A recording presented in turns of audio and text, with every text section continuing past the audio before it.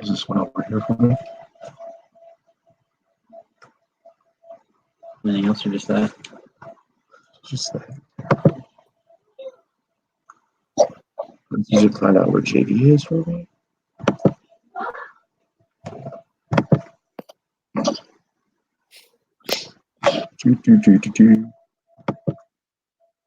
We're trying something new here.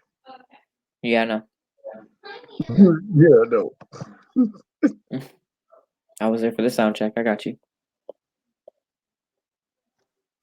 Work computer. Go faster. Oh my god.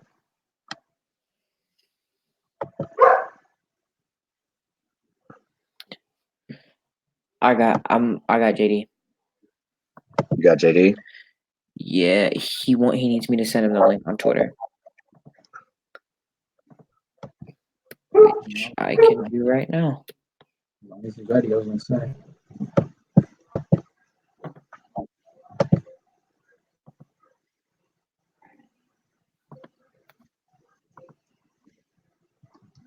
Oh my god. Let's go.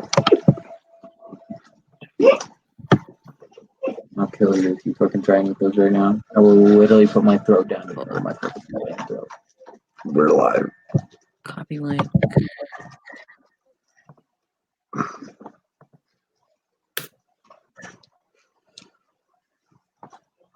Come on. Alright, cool. Yeah, that works. You said we're live? Yeah. But we just haven't started yet.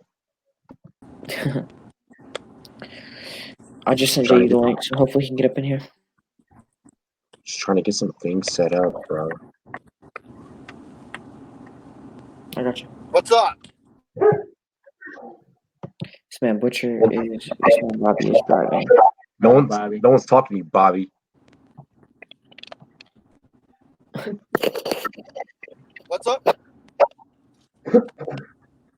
What's up, son?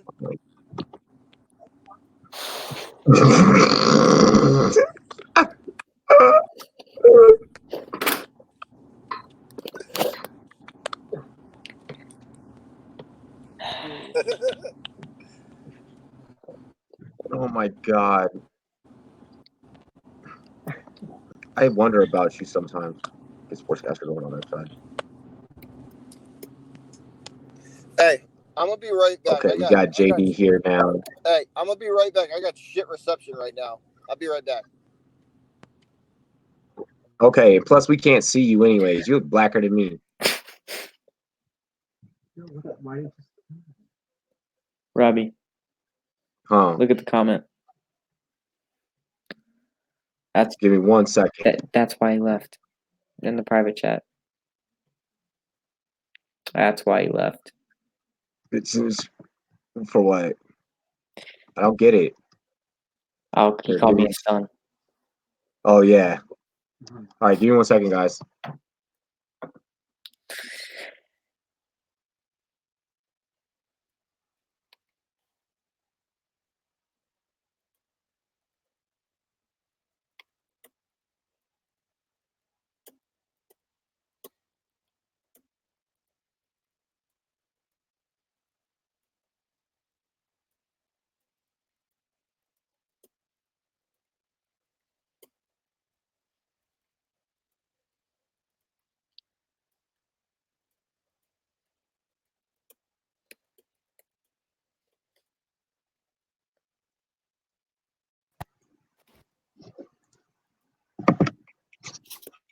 What up?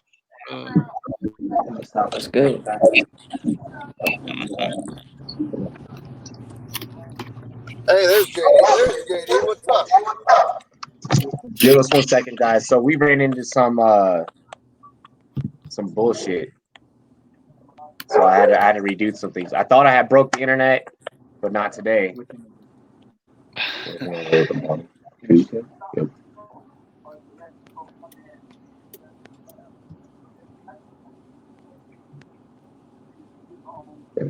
Hit the eye on the browser.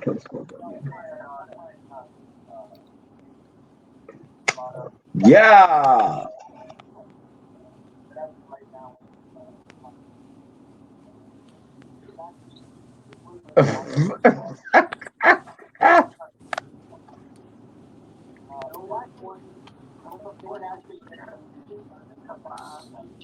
We're almost there.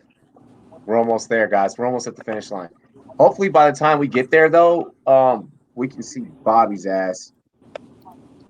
I'm driving, so you're probably not going to see me. Oh, where are you going? Why are you Where am I always going? driving and eating?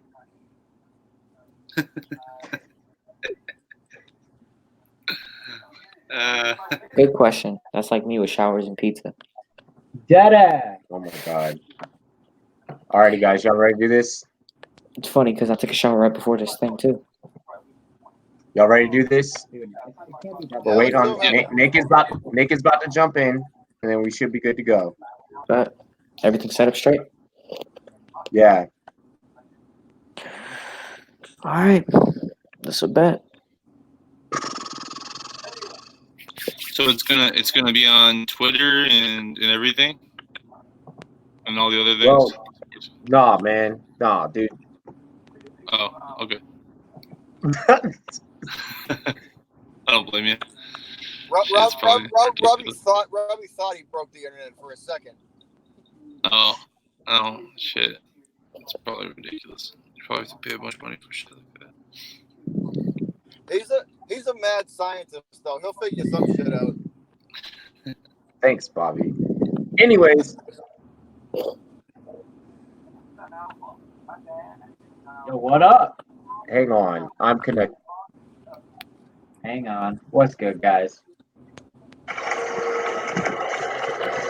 I've gotten like 6 notifications saying you guys are live. Perfect. Get them all. Get all of them. We got a lot of people waiting. Nice. What's up, guys? Are you up in here already? That's good. Building up hype. It's just you, Bobby.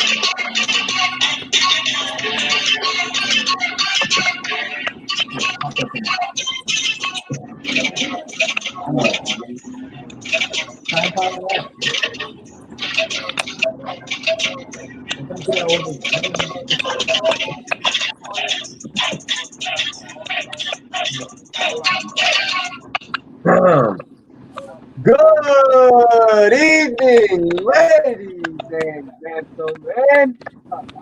Especially you fine fellas here, the staff of the Rumboyz Fantasy Network. And by the way, how about let you guys know how much like I love and I appreciate you guys, all of you guys, you too. Before we get into the show, as everyone knows, it is Rumboyz After Dark. We are officially now started. I know that we were like kind of 8 minutes late and 8 minutes live simultaneously late, but we're here. We're here. Behind the scenes act. Yeah. You got behind the scenes exclusive content just then. You guys have witnessed a breakdown of audio. You're witnessing Nick Howard now come into the stream. Hey. A lot of shit. Now I gotta fucking get this. I'm trying to fucking get to a spot where I can rip. Hang on. Are you gonna? No, we're gonna pop it right here, dude. Give me just 1 second. We're gonna try to get that one off. Yeah, I got. There we go. Yeah, mine has a cork. You got that plastic top shit. So we're gonna start this show off right. JD, how you feeling, bro? Excellent, man. Excellent. I got a lot of interesting topics for us today, man. Are we ready to start? Is everybody good to go? We all packed in? We're good. I'm good. Oh, yeah. We Hold got to have on. some cheers. Hey, I appreciate all you guys. It's been a year running this company alongside all of you fine gentlemen. Everyone's came in at different times. There's the first one. Woo. I just want to fucking say, before we get it going, before we get it popping, cheers to me. Cheers to you. All the Rum Boys and girls, what it do? What to do? Chili. Happy 1 year. After 1 year, I gotta get some water. First, rum. Let's do this. Salud. Nice, some champagne. Yeah. Cheers. I am on a 24-hour champagne diet. JD, take it away. All right, guys. Well, it's been an interesting week. An absolute ton of headlines. And we'll get into headlines and we'll get into other stuff. But let's start with the rules. Basically, welcome to Rumboyz After Dark, the Drunken Sports show where you rate us in the comments, rate our takes, tell us why we are right or wrong. Crack open a cold one.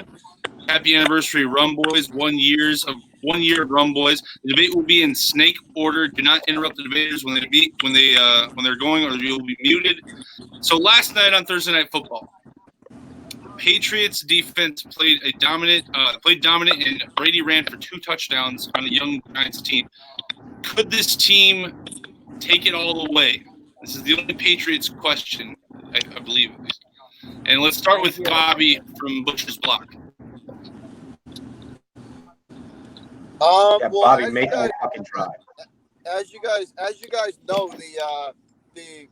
when the rankings came out, the schedule for the Patriots lined up, heavily in their favor. I think, Robbie, correct me if I'm wrong. Me and you were talking about it, but they have the weakest schedule, I believe, right? It appears that way. And, yeah. So I think they were ranked 31 or 32 for when it came to strength of schedule. So it lines up in their favor in that regard. And even though they're playing not the best football. I mean, and there's a bunch of different factors involved in that. The offensive line is struggling. It's patchwork at best. I think without Dante Scarnecchia, it would be a completely different story because that dude is an offensive line coach legend. So I think a lot of the he's a part of why we're undefeated, along with the team just being resilient. You think we'll lose? And on top of that, we've started the year with not exactly we started the year with not exactly the most the not exactly like heavy competition yet. So it's I'm glad that you can admit that. Do you go undefeated? Do we? I would say there's probably a 90% chance of it. Yes. The only team that stands a chance against us is Kansas City. That's Hey, All that's right, all I that gotta I get need to Nick hear. Howard. That's all that I need to hear was that it was a 90% yes from the Patriots fan, from the Patriots analysts of the cast, and that you do have an easy schedule. My life has been made. He took my take. You said all the right things. Yeah, he took my take. Yes, they have an easy fucking schedule, and yes, And let's be they're probably gonna go every rum boy can agree with this. The competition in the AFC is shit. Oh yeah, the NFC is definitely superior.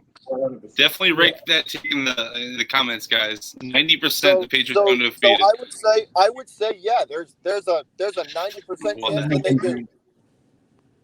Nick Howard. Yeah. What's good, guys?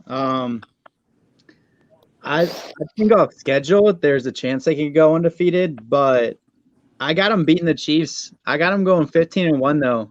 That final game against the Dolphins, I can see them rolling Stidham out just so nobody gets hurt. And Miami always has their number, and I think that'll be one where they maybe could catch them sleeping or catch them playing a lot of their second, third stringers and just get them with 1L. Wow, I like that. You want to start? Go ahead. Bobby, I think your mic is echoing. Yeah, it's not mine. Check, Bobby. My mic is echoing. I don't have anything on in the background. It's not me. I hear it. Feedback from somebody. So going over my take on them going undefeated. So got the schedule here for you guys. I know we've talked about, them walking through teams to get started. But yes, it still is probably the easiest schedule to go against, but they do have some tough teams. They go against Philly, they go against the Cowboys, they go against the Texans and the Chiefs. That's all back to back to back to back.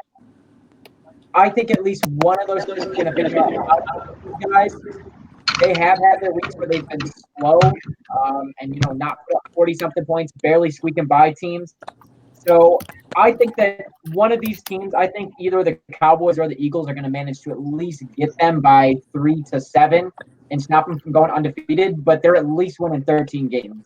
And that counts me thinking where Nick Howard is as well, with them sitting a lot of guys at the end of the year and somebody possibly getting them because they're sitting 80% of the starters. So I think they win at least 13 games, but I don't see them go undefeated. Hey, can you do me a favor? What's the final 3 games of our schedule? Yep, got you right now. Bengals, So- Bills, Dolphins. Wait, Chiefs, what's the final? Bengals, Bills, Dolphins. Chiefs, Bengals, Bills, Dolphins. Dolphins. All right. Once again, the Chiefs. They're the only ones that could really they're the only ones. They're the only ones. You don't think Baltimore, Philly, or Dallas or Houston got any shot? Okay, give me Baltimore. Give me Baltimore. What is Baltimore going to Gillette? No. No, Baltimore at home, Philly at home. They're in Gillette against the Cowboys, and they're also on the road against the Texans. Texans don't scare me. Billy O'Brien pisses down his leg every time he plays Bill. They don't scare me. The only one. You're right with the Eagles. That's a definite play in the link is tough, but I think by that point in the season, they're going to be bringing back some guys off IR. So that trash bin dumpster fire of a left tackle known as Newhouse will be gone, and Isaiah Wynn will be inserted back in there. So Isaiah Wynn will be back in at left tackle, hopefully. So that'll sure up Brady's blind side, and I think the Eagles game will be close, but we win. I think we win by 7 or 10 points in there. Close game though. I'm talking score the last 10 or 7 points in the fourth. Okay. All right. Okay. We'll let you have it. All right, let's move on from some. Hey, you got to admit, at least I'm honest. You got to admit, at least I'm honest, man. I don't pull any punches. No, that wasn't honesty. You just said your team's got a 90% chance to go undefeated. That's OP. Yeah, that's honesty. It's honesty. That's some confidence. Well, I'm going off. Look, I'm going off the competition in the AFC. All right, next question. The Cleveland Browns, after a horrible loss on Monday Night Football, have been rumored to be listening to trades for Odell Beckham Jr. If you're the Browns, do you want to keep Odell, or is there just too many weapons on this team to go around? Let's start with Rumboyz OG since J Love. Okay. Pete. Speak up. Oh, is it Pete? I said this from the beginning of the season. Yeah, we have another special guest. DJ Seismic in the building, guys. How's it going? I've said this from the beginning of the season. I think that the Browns went and made some good moves and getting some free agents, but those free agents clash. There's a lot of good talent, but too much in certain areas. If they would have distributed it and got it to the right areas, they probably would have, maybe still a little bit more connectivity there. But yeah, I definitely think there is a big clash, especially with the Odell Beckham, Jarvis Landry, Nick Chubb. You got Kareem Hunt coming back here in the next couple of weeks. I mean, all offense, but I mean their defense is. I don't know, man. Big talent, big ego. It's a lot of guys go around. For me, with the Odell thing, I don't think they look to move him. I mean, Odell getting jumped around and whatnot, it does not matter. He's still Odell. Teams are just getting harder. Like, it's not like Odell is the only guy that's not putting up big numbers. We've seen Hopkins have a terrible game. We've seen some of the top receivers have not so good games. You know, it's not a normal year in the NFL. This happens all the time. Let them get their chemistry down. The hype was just too high. You obviously see what's happening to Baker now that they're getting the hype. Hype was also around Odell. I don't think they move him. I think if they do move him, it's a dumb move. Oh yeah. Hold on to your talent while you have it. Let the chemistry build, and then look to move him if you do run into a actual problem that is fights on the field, whatnot. Obviously, Pete just said with everybody there, all the head bumping. Wait till you hear that, and that is becoming a major problem to even consider moving it. Don't do anything now. All right, what up in the chat? I see R. Russell, man, PD as well. As well as BKB and Tree. What up, everybody that's in the chat? So great Robbie's lineup. Oh my gosh, QC. It's fire, bro. It's fire. It's insane. Guys, a legend barbershop here in Colorado Springs. But no, for real. I feel like it's stupid as hell if you go ahead and you try and trade Baker right now. There's absolutely I'm sorry, wow, fuck, Odell. They're getting me already. No, there's no reason for you to trade Odell. I heard a rumor that like Odell to the Eagles or something like that. Well, it's completely dumb. It's completely dumb. You just got this man. One, he just broke a contract from the New York Giants to come to you. Two, again, you just got him. Why are you already trying to make a move to get rid of him? And what are you going to get in return? What in the NFL outside of Julio Jones that equates to Odell Beckham Jr.? Thank you. Okay, so with that being said and with that being stated, you're going to hold on to Odell Cleveland and you're going to like it.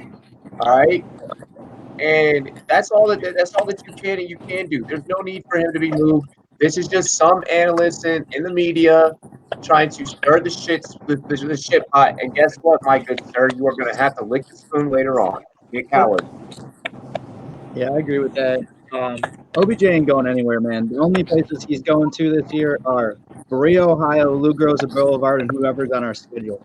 The fact that somebody in the media and most of the media is taking up Addy on this man's left nut this bad 6 weeks into the season is just, dude, sad, man. He's been nothing but a professional here. He's made appearances like locally and like done fundraisers and camps and stuff. And he's with his best friend Jarvis. And they talked. Baker and Odell talked about how cool he'd be at the Pro Bowl if they were on the same squad. And he's not going anywhere, man. Like this is like laughable. I love that just because. Do you think they should trade someone?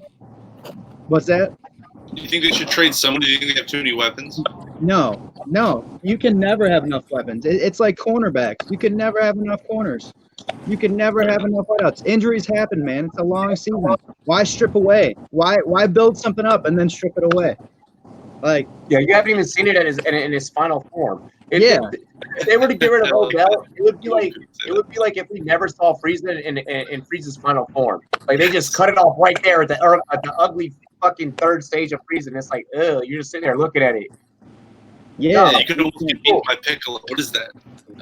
And I don't like it just because other wide receiver, like big name wide receivers, are on the block this year. You hear talks about Diggs. I don't think he's getting moved. You hear talks about AJ Green. I think he is getting moved. But like, why aren't we talking about other wide receivers that are studs that aren't doing so good? Michael Evans is having a hot game and a cold game. Nuke has been invisible this year. Like, why are we not talking about some of these other superstar guys being dysfunctional or like? It's just. People are on Cleveland's nuts, man, and on Odell's especially. Dude can't do anything right, and he's been nothing but a professional. It's more the trade rumors that we're talking about, because I don't if there's any validity to them, then I don't know. That's interesting. The Browns wouldn't shock. I hope you're right. I hope they keep it all together. All right, Bobby, what do you think? And then we got to finish up with J Love on this topic for sure. I don't think he gets moved. I think it's still too early. I mean, you're only like with all the talent together that the Browns, with all the offensive talent that the Browns acquired in the offseason, and like the new, Freddie Kitchens being the new coach, like it's too early, man. You can't like, you want to give up on the dude after 5 or 6 games? Like, come on, man. I don't think that's a possibility. And the next thing for me is like, if memory serves me correct, he's on a huge contract, isn't he? Yeah. Mm-hmm. Like, Oh, I don't think a lot of teams out there. I don't think a lot of teams out there got the space to take him.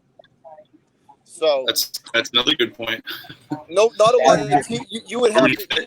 I mean, if J-Love, you would probably be more up on this than I would. I mean, the last time from my previous knowledge, there's only like 3 or 4 teams in the league with enough room to actually fit him, and I don't see them moving him. The money is the biggest reason, because they don't. Nobody's going to take him because there's no room, and then you're going to give up on a guy 6 games into the season. I don't think that's feasible. With that, Like it. You want to take over, J-Love, on your take? You got to take on Odell Beckham trade rumors? yeah, Jordan. I don't think there's any validity behind these at all. Okay. They just gave up Speculation. Take it away, son. I think it's more so speculation. After all, the Browns just gave up a first-round pick, a Pro Bowl caliber, All-Pro type of player safety in Jabril Peppers for this kid. Yeah, like, why would you give up all that? Oh, I don't know. happened? Bobby's just being goofy, I think. Keep going. I agree. Jabril Peppers, you're getting it. Yeah, keep going. They gave up Jabril Peppers. That's a really good point. That hasn't even been brought up yet. I can't even talk today. They gave up too much. They're not going to move him. And back to what you said, Bobby, there's only Dad. I was just gonna say, you can call me Dad. It's okay. It's cool. I don't condone any of this, J Love. I don't condone any of this. I don't even know how it started, but it's the funniest shit ever. Sorry. Oh, my lordy. J-Love, I kind of agree with all of your points. No, To be honest. He's just out. Jordan doing himself. No! I kind of agree with all of your points, though. I think it's too early for them to just jump ship on Odell Beckham. Like Robbie said, you haven't even seen the final thing of this. You haven't seen Nick Chubb and Odell playing good at the same time. I mean, just wait. But they got to fix this whole line. That's what they got to do. Next topic. Are we ready for the next topic? Yeah, let's do it. Let's do it. All right. So, Richard Sherman. We'll stay on the Browns and we'll move to the Bengals really quick, and then we got a bunch of other topics. Richard Sherman called Baker Mayfield out and claimed he didn't shake his hand before the game. He called it Bush League and said that Baker showed little respect to his opponents. A video reveals later that Baker did in fact shake Sherman's hand as well as other 49er players. Sherman later apologized on the Pat McAfee show to Baker. What do you make of this supposed controversy, Jordan Love? Oh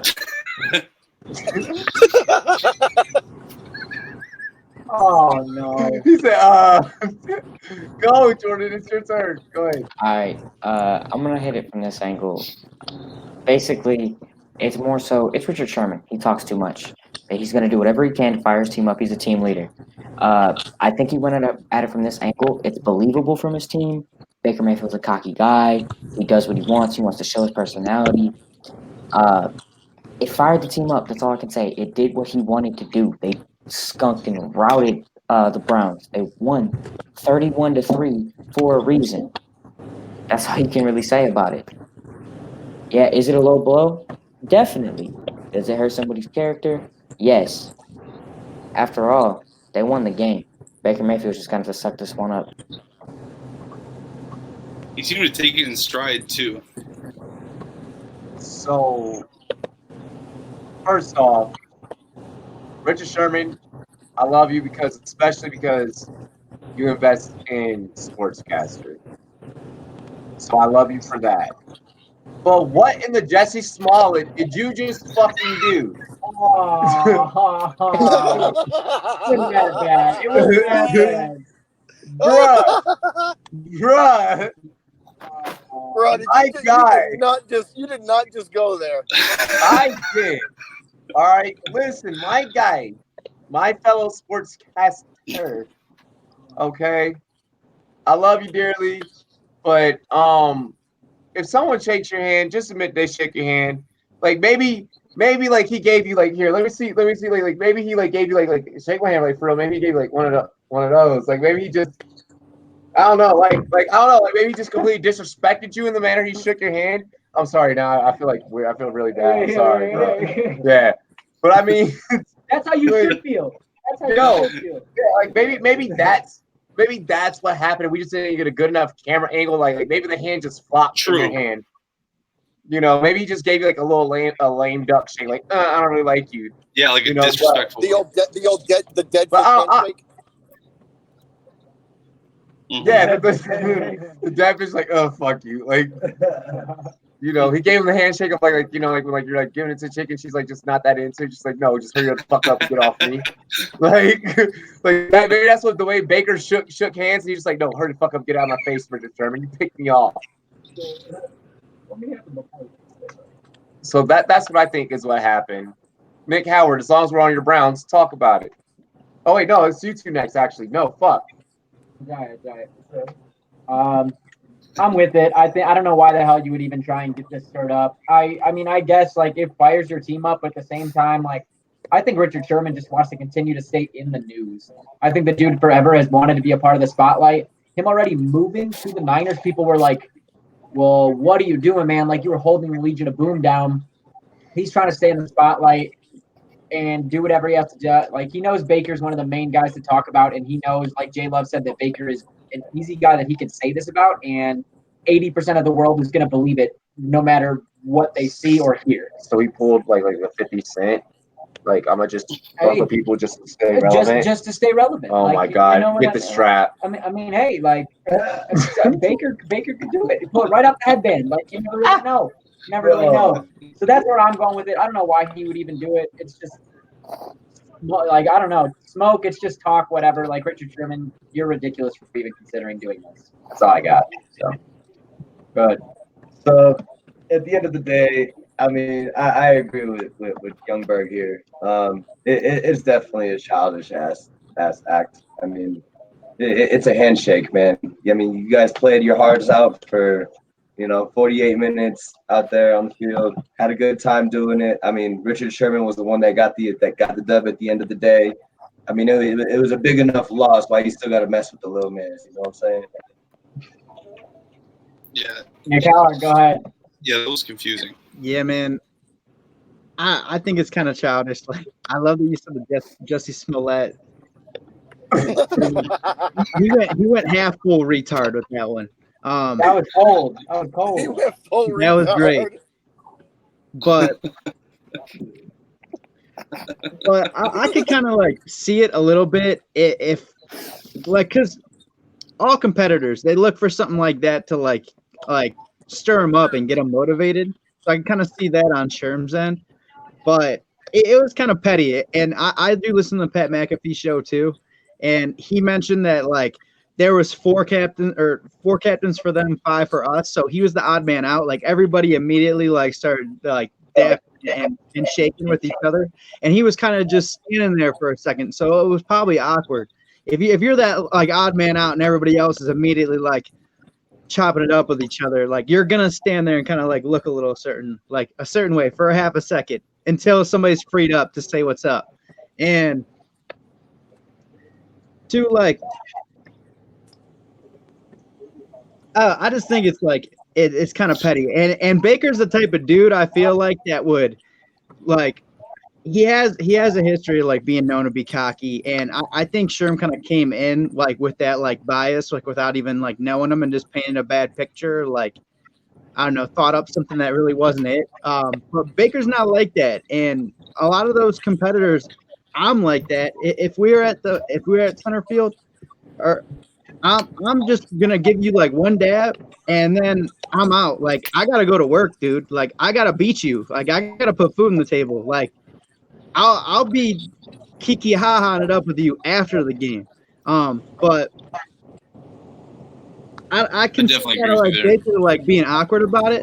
I'm the type of person, if I know, like Baker probably sensed too that there was some animosity there and that Sherman didn't like him, or felt some sort of way about him. And Baker would probably like either give you like a half-ass effort to be like, yeah, what's up, dude, or he'd fuck with you. I'm the type to fuck with you. If like I work with people and if I don't get along with you, I go out of my way. Like you walk by me, hey, how you doing today? Like with a big ass smirk on my face. I make sure if I frustrate you or if I'm an agitator to you, I say what's up every time I see you. Bobby, what do you think of Jussie Smollett or the Jussie Smollett situation here? Well, you know what, Sherman. You know who Sherman kind of reminds me of too. You know who used to like. Can't take my joke. No, you know who Sherman reminds me of. Who used to manufacture hate to like rile the team up. Rodney Harrison used to do this all the time with the Patriots. It would be a manufactured. It's manufactured. Listen. It's manufactured. I like this though. I like Rodney Harrison. Listen, it's manufactured hate to rile the team up to keep that edge. It's all him. This makes me question the Michael Crabtree thing. Sorry, I had to throw that in there. Yeah, but this is what I'm saying. It's manufactured hate. Like it's to keep the edge on the team, and he's doing it for a reason because it keeps him sharp. You know. So you know what, Bobby? I wouldn't put anything. I wouldn't like. It's a different take. Like I just think Sherman's like. I think he might have just like I don't put too much into it because I just think it's just fake animosity. To be realistic, you know what, Bobby? You manufacture hate every time that a take has not jack shit to do with the Patriots. Facts. And you fucking manufacture a way to make you deal with the Patriots. All right.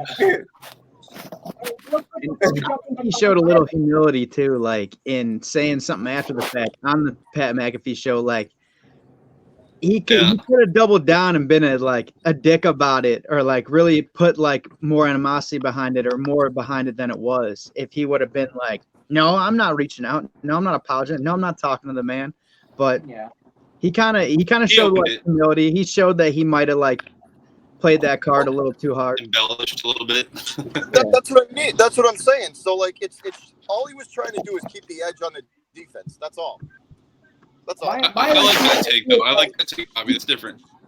You know about Baker, man. Like Baker isn't the kind of guy, in my opinion, to like see like his idol or one of the best corners in the league and to be like, oh my goodness, Richard Sherman, like it is an honor to meet you, man. I can't wait to play against you. Like I feel like Baker would have just been like, oh, Richard Sherman, like what's good, man? Like, and just like casually shake his hand. I feel like Richard Sherman was looking for like, Rich, oh my goodness, man, it's an honor to get to play against you, kind of thing. And it's Baker Mayfield. So he's just laid back, just like, what's good, man? Like Nick said, I'm about to get ready to go to work, man. Have a good game later. And Richard Sherman was expecting like a full-blown, like, first time meeting Richard Sherman, you should be in awe type of thing. And it just wasn't the thing. So Respect him more. Sherman wanted the knob job, and Baker was like, fuck off. Baker was like, dude, I'm about to throw touchdowns on you. Obviously didn't work out, but he'll live. Next. All right. I got this topic about the Bengals. They've had an injured AJ Green for a while, and he also has been rumored to, when he's healthy, to be traded in the future. Where's a good fit for him? Wow. Whose turn is it? I think it's on you, Bobby. Actually. Yeah. Well, the Bengals are. Honestly, I could see the Bengals just holding on to him because they don't move people. It's to get them to trade people is like pulling teeth. They simply don't do it. It's a new era. I think a lot of teams like, and when they do trade with people, it's a goddamn nightmare. So I mean, and I think they're gonna disassemble. The article I read suggested that the Bengals were looking to kind of disassemble what they have, because why wouldn't they?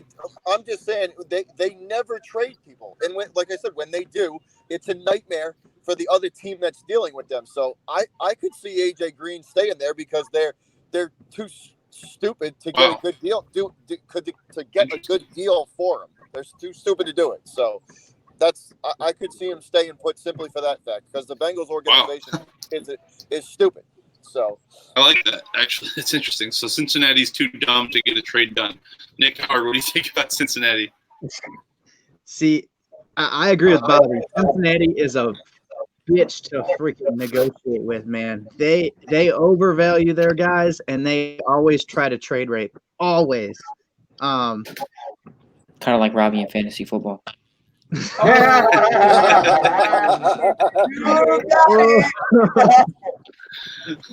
But if he does get moved, in all honesty, who I'd like to see him with and who I think that he'd be a good fit, and they might make a move for him, I got the Bills, Seahawks, and Patriots. Okay. Patriots are out. They're going for a different guy. Yeah. I like the Seahawks. I like that you threw that in there. All right, Rumboyz OG, take this one away. So I definitely think if they do end up trading him, it might be to these Raiders, bro. It might be to these Raiders. I don't just think football. We're weak. They need a wide receiver now. We got too many running backs. I mean, it's just a good fit, bro. Is this I like the Bears. trying to say the Bears? Like, no, the Bears ain't trading for him. That's ridiculous. Fuck no. No, honestly, where I agree that honestly I feel like the Bengals are just going to put too much value on him, and it's going to end up going into the offseason, and then they're going to have to make moves in the offseason. So I like Robbie's pick surprisingly for like the first time ever. But otherwise, I mean, teams that I can see him going, I like the Bills. I like that take. I feel like the Bills have a lot of defensive pieces that they could throw up there and improve the offense and get Allen a target. I know the Jags kind of had some receivers kind of show up at first at the beginning of the season. I might have said them, but now seeing obviously Sharks coming into his own, like I'd like to see one of them go and do it. But in all reality, if you're asking, I think he ends up staying on the Bengals till the end of the year, and it's just going to be all trade smoke because nobody wants to put up those big numbers knowing the Bengals need anything. So I personally think nobody's going to get him because, one, the injury history, and I just don't think I don't think people trust him. I don't think people trust him.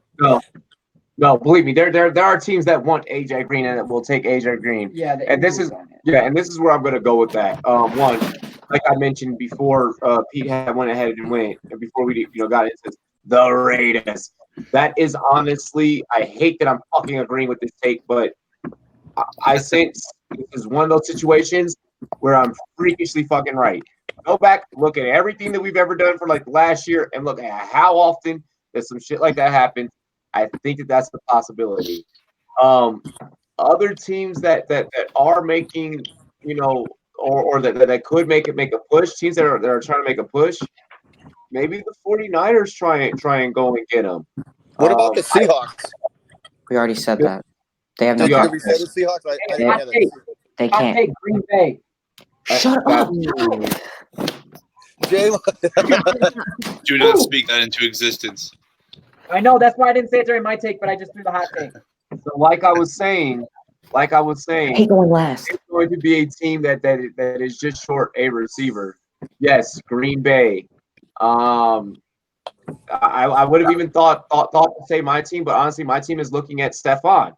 They're looking at Diggs. So that's not a match. That would have been a match during the offseason when they tried to pursue him. Not the case now. It's going to be a team that can take on the injury, that can take on the injury assessment, and that can also, fulfill his contract. All right. DC and Diggs is interesting because Minnesota needs an offensive lineman bad. Yeah, exactly. Like, Available. and I mean really bad. They need an O lineman bad. You done? Because we're not on the Diggs topic. Okay, thank you. All right. J-Love, you about to get sunned. I think he just sunned you. It's grounded. That was the correct answer. Let him finish the topic. Look, so basically, I'm going to look at it from this way. AJ Green's contract is up after this year. You trade a third-round pick for AJ Green, you get a third-round compensatory pick for AJ Green.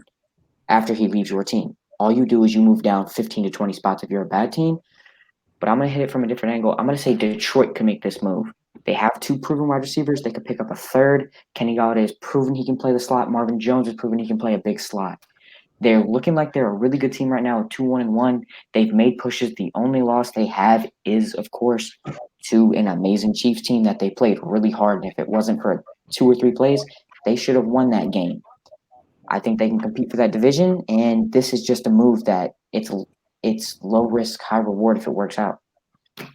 Oh, you said compete for that division. Oh, I man. hate that you guys are talking about him going to the NFC North and not going to the Bears, but I know. agree. I agree with the Raiders because they have a shitload of picks that they could give up. So if anyone's going to get it done, it's them, in my opinion. All right, let's move on to the next one. Hey, wait, real quick. Oh, what's up? I was gonna say, Pete, you're a Raiders fan, bro. I sure am.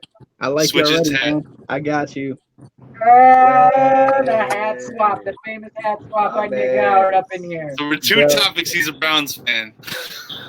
Hey, man. Hey, So I'm a you're true gamer, yes. wait, Nick's a Raiders and a Browns fan? That's a lot of misery, bro. That is Dude, misery. tell me about it, but it's a lot of At least he's not like a loyalty. bandwagon fan. I'll give him that.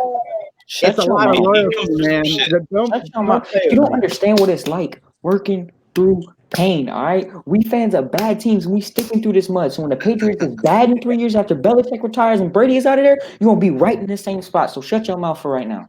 Hey, man. Listen here, son. You got a lot to learn. Yo, but All right, I'm cool with it, man. Like I say, Yeah, and the Browns whether taught me we're loyalty. 1-15 or 15-1, I'm still gonna be here putting your little ass in place. Oh, right. you lying? Say that to like Keep going, Nick. You know, the first company Oh, yeah. banquet, motherfuckers. JD, next topic. Nick, finish what you're saying really quick. Nobody interrupt him. Finish what No, you're saying I was gonna and then say, I'll man, go. the Browns taught me loyalty. It's where I got my roots. When they moved away, I turned to the Raiders, man. They taught me swagger, man. Hey, Okay. Oh, That's a decent okay. story. It's a decent story. Okay. That actually makes more sense, at least. Who is the best running back in the NFL? Jordan Love. Is this even a question? It's Christian McCaffrey. Like, I think it's- Yeah, that's what they call a no doubter. yeah, he's the best pass catching running back. The only question he had coming out of college is can he run between the tackles, and that 20 pounds of muscle he put on this offseason tells you that Yeah, prove exactly. that one. He doesn't get hurt. He plays through injury, even if they are knick-knack injuries that are going to limit him. And he's just a tank. Everybody knows that Christian McCaffrey's getting the ball 75% of the snaps in Carolina. And guess what? They still can't stop it. He averages 14.2 yards per drive. That is actually more than what the Jets average per drive. Christian McCaffrey alone is a more sustainable offense than a whole team. And that's that. What is He reminds me of Alien Tomlinson. what is he averaging per carry? He I can look does. that up. He really does. Like, He's I'll take it, averaging the Rumboyz, okay. Panthers' offense per carry. I think he averages I think 10.3 the yards per last- carry. The last time I checked, it was like 7 yards a carry. It went down since then. Dude, I'm gonna guess 6 or 7 yards. Like 6.4 is my guess. 5.6. So is Ah, he your five- best running back then, or That's Ty? 5.5. Oh, we'll get to me. Okay.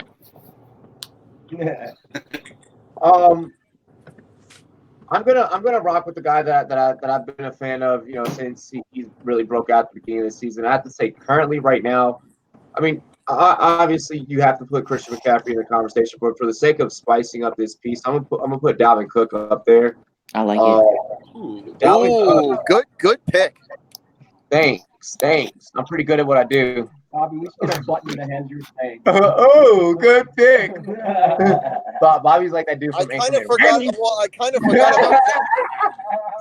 of forgot about Cook because Minnesota's been on a shit stain run for a while now. Let me go. Let me do this, Mr. Whammy. All right. No, I have to say Dalvin Cook because I mean, like Bobby said, it's easy to forget about Dalvin in Minnesota whenever the receivers are doing as bad as they are. But let's face it, Dalvin Cook is absolutely on a complete tear, ladies and gentlemen. He has been the whole entire Minnesota offense. I don't have the numbers right in front of me right now, but I know for a fact that last time I checked today, Christian McCaffrey was somewhere around 259 all-purpose carries. I really would like to know where Dalvin Cook is, somewhere around there, because I guarantee that it is not far behind, maybe somewhere 230, 220-ish, around that range. You're talking about I think total Dalvin Cook will push for being the best running back in the league.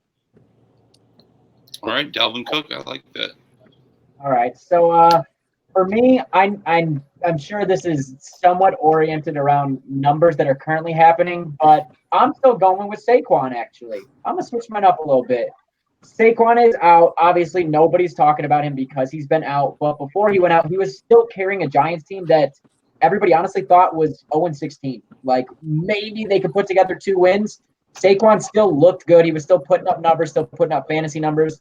I think when he comes back with a somewhat different and new Daniel Jones offense, I think Saquon goes back to being one of the top guys. Yes, McCaffrey is out of his mind right now, but I'm still going Saquon. People are forgetting about him because he's not playing right now. Yeah, so my take's going to definitely be Dalvin Cook. I mean, he's been putting the Minnesota Vikings back on his team, team on his back. Sorry, my bad. Been getting to me, but no, I mean, Dalvin Cook he's ever since he's came back. I mean, you've seen the cutback from Adam Thielen, the cutback from Stephon Diggs. He's top on all charts whenever it comes every week. I mean, he's a phenomenal player for sure. I mean, definitely don't sleep on Aaron Jones. And on top of that, don't also sleep on Mark Ingram too. I mean, he's got a good quarterback who can get him the ball. He's a phenomenal runner. But I mean, hey, it's still early in the season to say who would technically be the best. But right now, what it's showing for me would definitely be Dalvin Cook, from Aaron Jones, and definitely some Mark Ingram too. Right? I like it. You're a coward. Pete took one of my guys. Obviously McCaffrey. But I like what Aaron Jones is doing. The numbers don't lie with him. Tutties, man. Tutties. You can't argue with tutties. He's the only running back on the roster. So They got injuries, but that doesn't take away from his talent. 3 touchdowns, yeah. He's got 3.9 yards per carry. I mean, it's the battle of the Aarons in Green Bay, man. Yeah. The battle of the Aarons. Yeah, I like your take. I like it. He's proven himself. Bobby. I'm gonna go McCaffrey, but Robbie made an interesting point with Dalvin Cook because Dalvin Cook's doing everything he's done. And Minnesota's offensive line, I think, is one of the worst in the league. Indeed. Right on. So that's the argument. That's the argument that you could make for Cook. We can't sit up here and act like Carolina's offensive line is good though either. No, it's not. But I don't think it's as bad as Minnesota's. Okay. Right on. I kind of agree with a lot of you guys. I think Alvin Kamara should be in the conversation, but I think it's Christian McCaffrey because of how much volume he's doing. Here's my argument with Kamara. They don't use Kamara enough. True, I agree. His usage isn't enough. It's a passing. Peyton's a passing. He likes to pass, and Bridgewater's an accurate quarterback. It works out there. It works out. We're going to move to baseball. Kamara's an agile back. Oh, who's that? Yes, please. I said Kamara's an agile back, and I mean he gets yards after carry. That's one of the usage. He does that. Yeah, Robbie. I said the usage of Kamara. For sure. All right, so I totally agree. Do you got after choking against the Nationals and having a few instances of choking in his career, is Clayton Kershaw done? Ow! Is he done? Is he a choker? Is that his legacy? Please. Then I got another question about the Nationals. Kershaw's career done. What's his legacy? I don't care who starts about this one. Not everyone's. All right. I'm going to say it because he played against my Nationals. First off, happy Rumtober to all my Nationals fans out there, everyone across the whole D.C., Maryland, Virginia area. I love each and every single one of y'all. We got this year, baby. Yes, Kershaw is now going to go down in history as a choker. I thought that if there was any team, to be honest, that the Dodgers, shout out to my man Crazy Mofo, were going to be able to silence, it was going to be us. In typical DC sports fashion, I thought that we were going to choke and we were going to lose against a big team. That completely went the fuck opposite of what I saw, and all of you guys were there for that. Clive was sitting here next to me. He's like, "You're really going to sit here and give up on your team already?" How many times? No, Robbie, you called the Nationals beating the Dodgers though in that series. I did call it, but I called that out of confidence. I did not We're not call that with the knowledge of like we're gonna beat that ass. He called it with it's my match. Yeah, I call that there was nothing that I had supporting that aside from the fact that we got a really good pitching staff and they'll carry us through. I did not think that we had the hitters that could sit with the Dodgers. But when Kershaw came up to pitch and he gave up the runs that he did, that's when I looked directly at Ty and I was like, "You're the one with the correct tape." Like I picked the Dodgers and was like, if they bring Kershaw in, it's over. It's over. As soon as it happened, I was like, you said it before the game. When I told you Kershaw's pitching tonight, you're like, "No, he's not. No, he's not. They got to put Jansen." I'm like, "No, the controversy right now is that they are not going to put Jansen in." And that was everyone was pissed.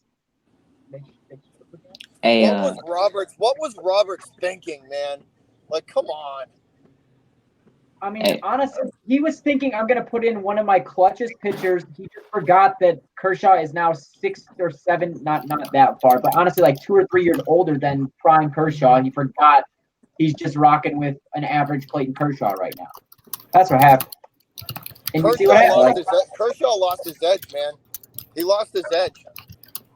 It's not easy for a pitcher to come in like that, dude. Like, especially he didn't even come in for a full inning. He came in for 1 out, then went to the next inning, then had to get those outs. Like, what starting pitcher is used to getting 1 out and then going to the next inning? None. 0, zip, zilch. Like, that's not a comfortable spot. Kershaw should have got it done, but he didn't. Hey, while we're here, I just wanted to let and give Robbie some confidence in his Nats. Bottom of the 6th, going to the top of the 7th, the Nats are up 1-0, and Anibal Sanchez, the pitcher for the Nats, is currently in the middle of a no-hitter. Ooh! Wow! There we go. I don't think he'll throw a no-hitter. Yeah, you won't throw a no-hitter, but He is not allowed to hit through 6 innings. I have a question about the Nationals after the Kershaw take. Does anyone have any more words on Kershaw and his legacy? He's had a long history doing this. I got a little hot take for Kershaw. Kershaw is the baseball version of Russell Westbrook. A beast in the regular season, but absolutely terrible, cannot be counted on in the postseason. And I call him Clayton Kershaw. Aw, you jerk. What? Clayton Kershaw. Dude, he did. He sold yesterday, man. And two, I don't think he's done or he's like aging out, but I think in the regular season he's that man. He's a stud pitcher. But in the postseason he doesn't bring that like mental game to it. And I don't know. He's looking at his I think his record and like being known as a choker affects him like more than like any of us can in the media or any of us as fans can say that he's like a choker. Like I think that shit really gets to him. I don't think he brings the right mental game to the postseason. It's sad, but I mean, it is what it is. do you think about that? I mean, if you're choking, you're choking. You know, I mean, I'm not even in that stage, so he's better than me. But what do you think about that one, Bobby?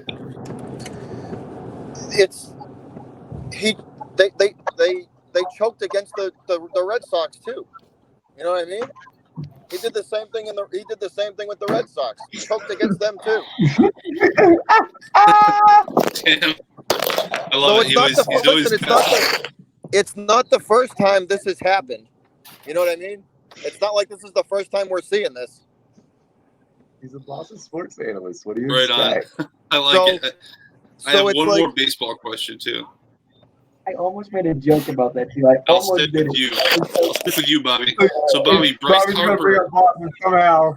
Is he still on the Red Sox? He just went to bed. We're safe. Can you guys take a sip of that champagne for me? Yeah, I forgot to get Howard. some. I needed to get some. Damn it. Mike gets them after this. Bryce Harper signed a giant deal with Philadelphia, and his old team, the Nationals, just won a playoff game without him, or a playoff series rather. Now they're playing again. What do the Nationals need to do to get to the World Series? Like, how far do you think they can go, Bobby? with their pitch, I mean their pitching is solid. I'll be the first to admit I underestimated how good their pitching is. It carried them through this series. So I'll be the first to admit I underestimated the Nationals in that aspect of it. The one thing that I think's gonna hinder them is if their bats go cold. I think they could run into some trouble there. But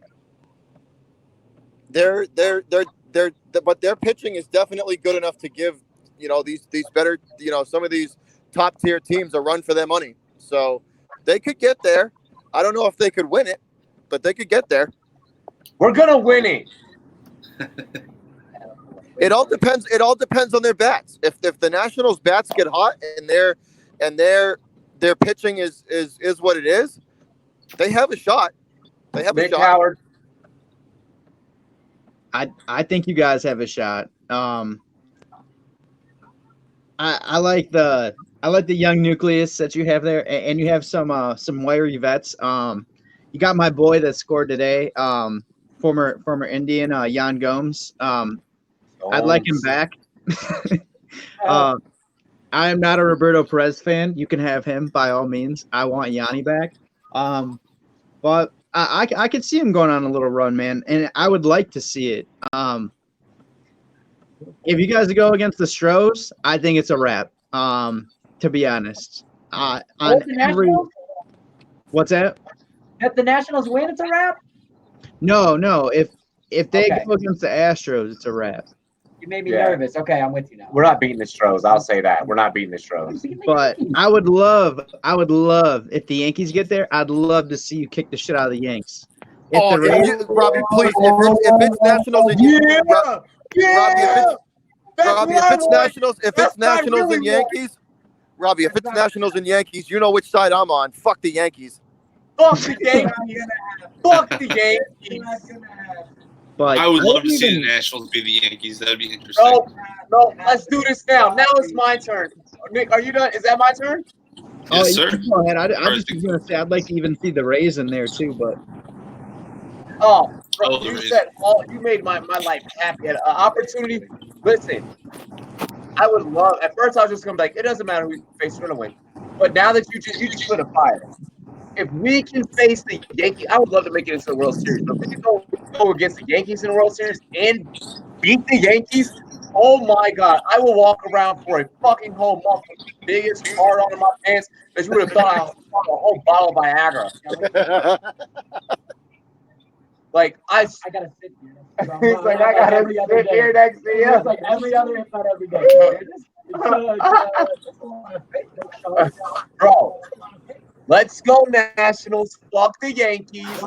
Let's do this shit. Let's do this shit. I'm officially picking. I'm officially changing my AL pick to the Yankees so that the Nats can face the Yankees. It was the Stros. Fuck that. Interesting. Let's go, Nick Howard. You're right. As for the baseball, man. take for all my fellow people here in the chat, stay off the weed. No, y'all, no. Honestly, I will tell you at the start, the Nationals can beat the Cardinals. The Nationals can go to the World Series. Robbie probably didn't expect that from me, but the biggest thing is the Cardinals were so hot coming into the postseason. It carried them. They got the W's. They did what they had to do. They beat a Braves team that was better than them.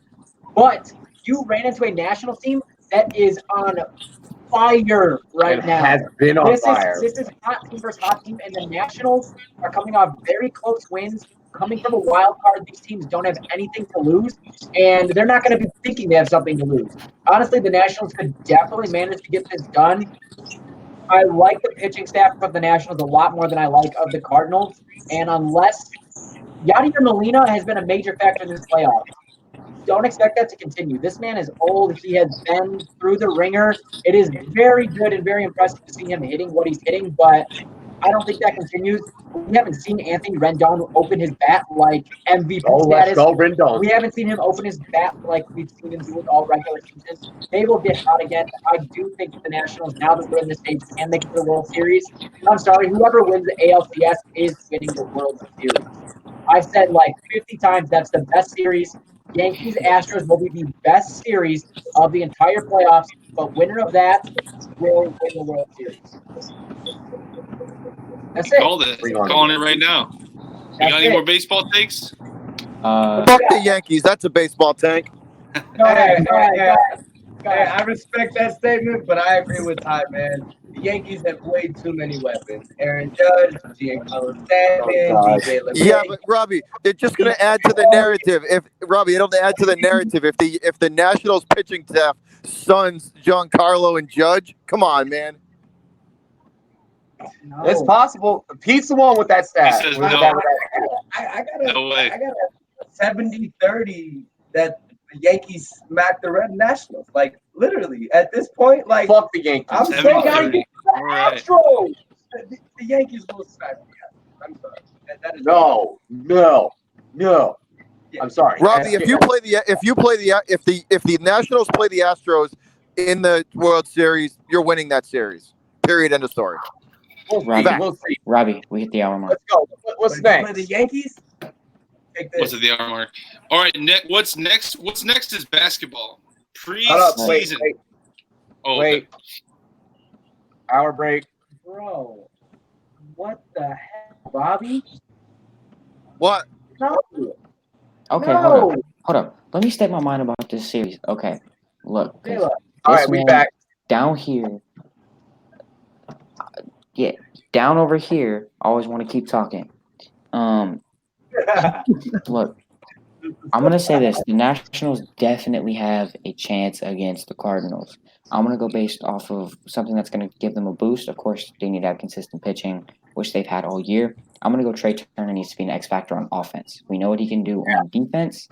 If he can give them a boost on offense as that leadoff hitter, batting runs, give him some ribbies, just getting on base, show him their speed. It's gonna help him a lot. And I completely agree with Ty. Whoever wins this ALCS is definitely going to be named the world champion. It's no doubt. I'm sorry, Robbie. The Nats can make it there, but they're not going to win. That's all I can say about that. All right, I'm going to stay with you on a basketball question. My favorite time of the year is coming around, basketball, preseason, all that stuff. Zion Williamson, we just talked about him last week. He's been magical in the first 2 preseason games. Most recently, he was 12 for 13 in only 3 quarters, 29 points, 4 assists, 4 steals, and some of those dunks were just ridiculous. Truly, Zion's been flying around. Is this something or nothing because it's just preseason? Jordan Love, what is it? I'm going to stay with my same take. It's overhyped. I don't care. 29, 4, and 4. I do not care. 12 13. 12 or 13. Cool. You know what 90% of his shots were? Actually, no, not even 90. I saw the stat. He's 18 for 24 inside the paint. He's taken 2 shots outside of the paint before tonight because he's playing right now. There was a 3 in the right corner. There was a 3 on the right wing. Those were the only 2 shots he's taken outside of the paint in this preseason. He's not showing progression. He's showing us what we knew. He's a good athlete, a great dunker, and he's going to use his size to bully smaller defenders. But I can't put anything behind this right now because he hasn't shown me anything to where he's growing, to where he's showing any type of technical ability to prove himself at the next level. Is he unique and special, or have we seen his I type don't a think lot? he's a thicker version of Gerald Green. Oh, It's what he is. I don't like that. He's a I 70 don't to 80 pound bigger version of Gerald Green. They're both 6'6". There you go. I think he's a little bit more fantastic than that. All right, Rumboyz OG. We're gonna let our special guest of the evening go next. Absolutely. All right, Jim. I disagree with you 100%, man. Zion Williams is 20 years old, man. This man is young, and he's putting up numbers like that, like some of the greats. I hate to say it, man, but I definitely think Zion Williams is probably one of the next to be great. He is insane. The dunks he puts up, the way he crosses people over his handles. I mean, he's an all-around power forward. You don't see that today. I didn't know you could be 6'6" as a power forward. I mean, Charles Barkley. yeah, for 6'7" center. Ben Wallace probably Charles Barkley is one of the best. 6'9". Okay, 6'9". I stand corrected. Charles Barkley. Sorry. It doesn't matter what either of these two guys say. Like, whatever these two say, they might take it to a stage. He was 6'5". Athleticism. I mean, the man's got hop. The man can get the ball to other people. He can score points. I mean, he's an all-around phenomenal player, and I definitely give him the experience. Let him have a couple of years. All right. He's good. All right. So my take with this one, I'm gonna agree with J-Lo. And I know, trust me, I know, as painful as I knew he was gonna walk off set too. I don't necessarily agree. Oh, wait, Ty, hold up. I don't mean to cut you off. Yeah. It is not a coincidence that both Bulls fans are saying this. Just saying. I mean, hey. So I'm not entirely agreeing with you on it. Where Gerald Green, I don't like that comparison. I think the kid will be special. Is this something big because it's preseason? No, this is preseason. If you're a starter, you know you have your job. You've been in the league for a couple years. You're probably not doing 110% like you would in a regular game. You're just not. Like, we've seen the Lakers Warriors go at it, and it just wasn't a good game. It was scrapped. It was terrible. Like, not something you want to see. These guys are not trying 100%. Zion went, 12 of 13 inside the paint. You expect the dude to do that. I mean, wide open dunk. Like, if he would have missed the dunk, we can have something to talk about. Otherwise, I don't think this is anything major. Talk to me during the regular season. If he goes 5 or 6 of the first 10 games that are like this, it could be a conversation, which I do honestly, I'll tell you, I think he will be great. I think over the regular season, he's going to have great games. Do I think it's lame or ridiculous that he's only scoring on the paint? No. He's playing a Ben Simmons-esque. He knows where he's good at scoring. He knows how to be efficient. He knows what he's doing in the paint. Keep yourself down there, young fella. Don't go out and shoot these threes to prove it to people. Go out, dunk in somebody's face, put yourself on the board in your own way. So I'm gonna put it like this, okay? I don't give a damn. All right, in regards to if it's overhyped or if it's not overhyped, because we're not in the regular season yet, so none of this matters to me. Okay. Now, what I do give a damn about is that hopefully it can translate into the regular season hype. And if it can, I don't care if you can shoot the three. I don't care if you can shoot the three. Especially for how as big as you are, that's not where I want to see you when I'm watching you and when I'm covering you anyway. I want to see you down low. I want to see you jamming it in people's face. I want to see an old school, big man, type of Kevin Garnett type of style player down low. That's what I want to see. I want to see that attitude, that presence in today's NBA down low. The three-point shooting era of the NBA has been fun to enjoy. Do I think that Zion is anything different than we have ever seen? We don't know that yet because we're not seeing him compete against players going at their full speed. We're witnessing preseason where no one is caring, like you just mentioned. The Lakers and Warriors just faced each other. No one gave a fuck. was a terrible game. Exactly. So, like, there was no effort that was to put up 40, like something like that. Exactly. Especially like I get that in preseason in the NFL they don't put enough effort, but in the NBA with as many games I gotta play, oh you'll be damned if you catch me putting in effort in the preseason. So Zion is going full pressure right now, and like he's applying all that right now, and that's what he is right now. Then no, I'm absolutely positively not impressed. Got to keep that same tempo up against the likes of the LeBrons, the ADs, the Irvings, the Currys, the Kawhis, the Giannis's, the Embiids, so on and so forth, the Jokic's. Then I'm like, all right, Zion, you're that motherfucker. But right now, you're still Zion. Yes, 26 points tonight. Jordan Love just reported. Also, Shout out to the Fantasy Whispers for hopping in the chat. Thank you, Fantasy Hey. Whispers. welcome, Fantasy Whispers. Awesome. All right, Nick Howard. Very big What do you podcast think topic. Appreciate you guys for coming in. Yeah, I don't put a lot behind it. Like it is preseason. I totally agree with Robbie. There's half-ass defense going on out there. And I think it's just a hot game too. It's a combination of that. It's a combination of it being preseason and a hot game. I went today and I played 3-on-3s for a couple hours, and I started first game. I was 6 for 6 in the post. Like to start out, like, am I like saying it was something? It was just a good game. It was just I hit my spots. I sold. I got a guy to sell on a move and caught him slipping, like a couple times over. It's just a hot game.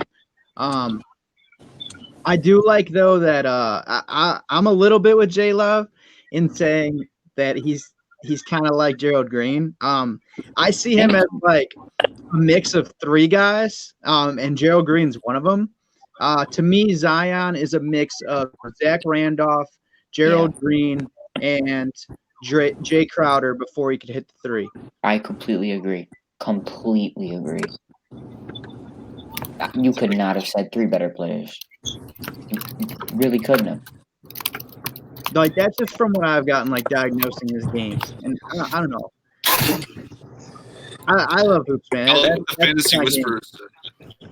But He said people are gonna. It's kind of like what J Love said. They're gonna give him the Ben Simmons treatment. He said that last week, and however, he could get hurt playing this way. That's something to watch for too. He got hurt in college too. That's something that Fantasy Whispers brought up. That's a good point. Yeah, he's already blown out the shoe, and he's already talking about how he wants his shoe to be durable and so on and so forth. I don't know. All right, Bobby, do you have a take on what's that, Ty? Sorry. I was just gonna say, you two, like I understand where you're at with the Gerald Green thing, but think if Gerald Green added 100 pounds of muscle to that dunking style and that vertical, like Gerald Green is such What I meant by Gerald Green is just an athletic freak that's faster and can jump higher than most people. Think about it. A lot of household names do not know Gerald Green besides us or people that watch dunk specifically. Zion will be a household name because he is the dunking-esque athleticism of Gerald Green, but he has the weight to push people around. Gerald Green doesn't. That's why I said wait. Social media is Zach a big Randolph. social media. And the current day and age of what we live in, I hate to take the business side of sports with this one. That is a big reason why Zion is as big as he is.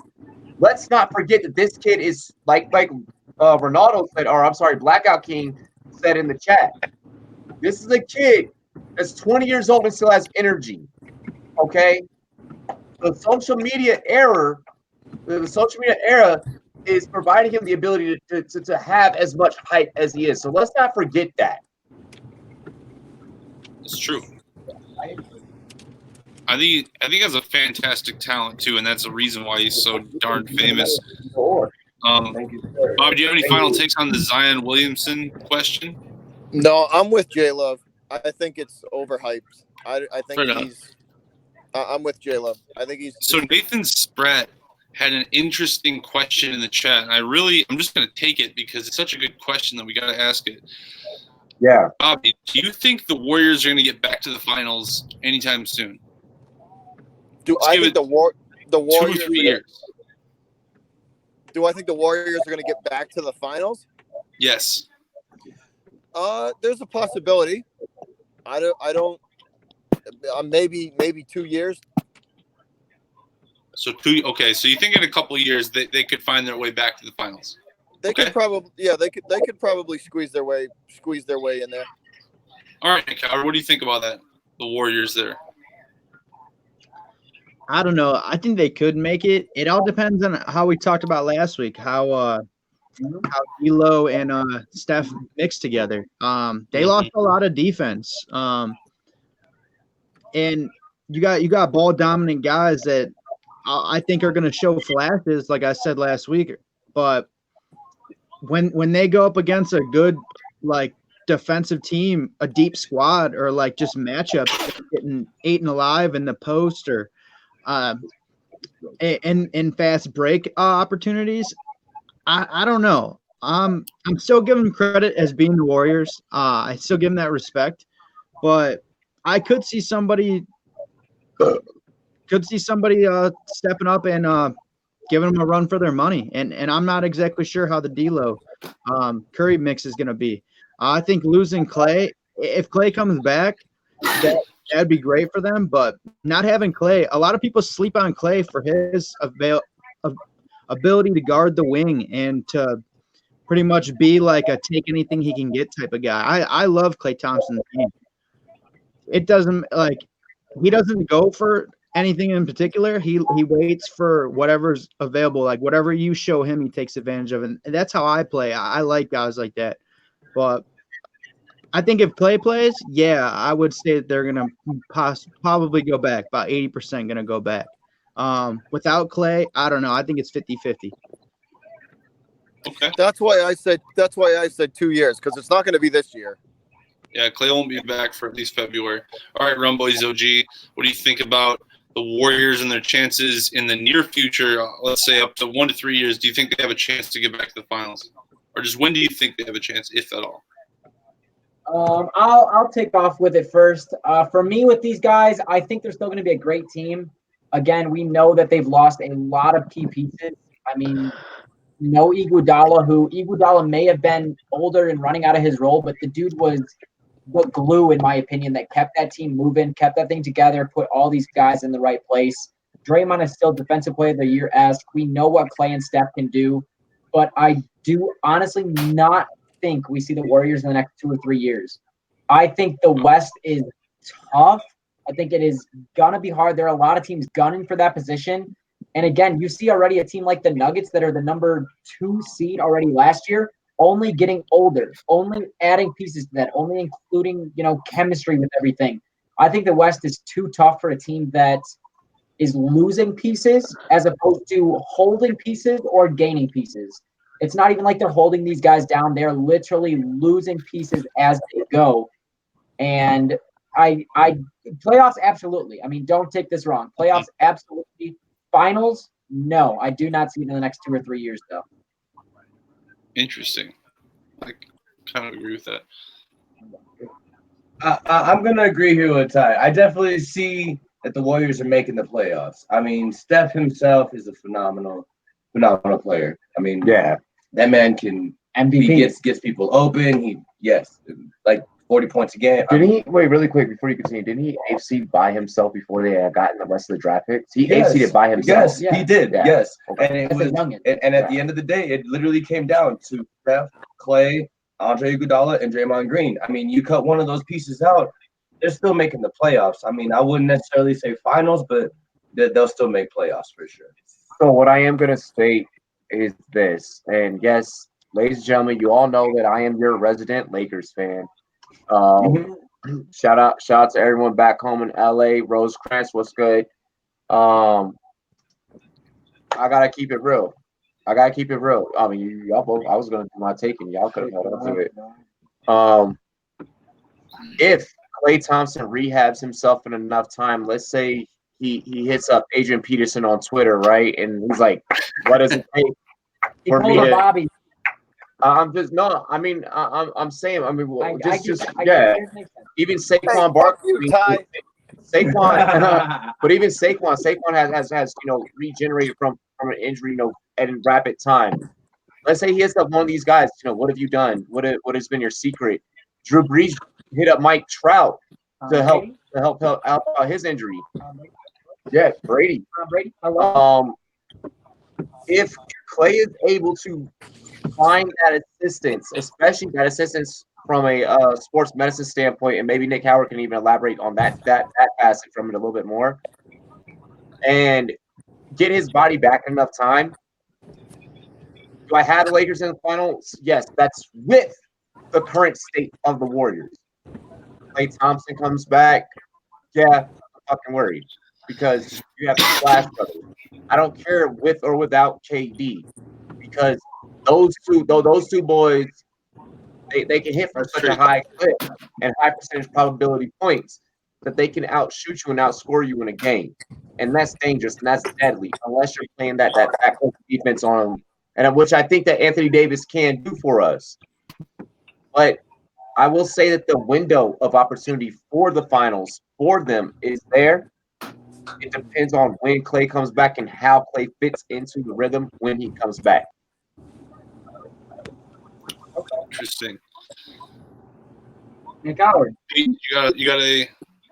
I think Nick already went. Or no, it is Nick. I'm sorry. No, I already went. I was, Oh, I was Anything on the first. doctor situation is more like Yeah, well, like anything from the sports medicine I'm side. at the sports medicine. That's what I was going for with that. oh, for Clay. Yeah. More Nick, how do you think he'll flow back in? Like, obviously, it's a major injury. My question more to you, maybe just if you can even elaborate on it, is like, how easy is it for Clay to fit back into a system that you're going to see half a season of them managing to get D'Angelo Russell in and trying to change things around to get D. Russ in? How easy will it be for Clay to just step back into the role and not have, that chip on his shoulder of, I have to get my number 2 spot back, or I have to get that Splash Brothers spot back?